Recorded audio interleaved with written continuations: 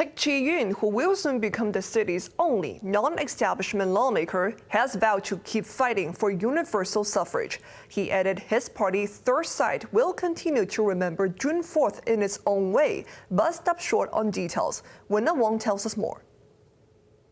Third Side's Tik Chi-yuen will have some challenging years ahead of him. The comeback lawmaker, who already served a term in the 90s within the Colonial Legislative Council, will soon begin his journey as the chamber's sole non-establishment member. He will also be navigating uncharted waters as an opposition voice elected after the sweeping national security law was implemented last June. In a wide-ranging press conference today, Tik said he considered this election a total defeat for the pro-democracy camp, despite his win.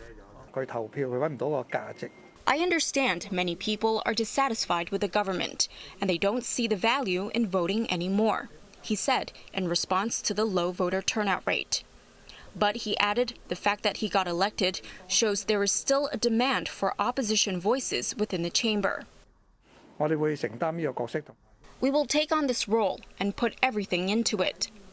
Regarding June 4th, Tik said his party will continue to do what it has always done, which is to remember the incident, although he stopped short of explaining how that would go about. We do hope that one day the central government can directly comment on June 4th. On political reform, Tik vowed to continue fighting for democracy. To the government, I say this. If you claim to have a constitutional responsibility to enact Article 23, then you should also acknowledge your constitutional responsibility to implement universal suffrage for the chief executive and the Legislative Council, as stipulated in the Basic Law. With 90 members under the newly revamped election system, it's 1 against 89 pro-establishment lawmakers for Tik. The veteran politician said, despite their opposing views, he sees many areas in which he can collaborate with his LegCo colleagues, especially on issues related to people's livelihoods. Wenna Wong, HKIBC.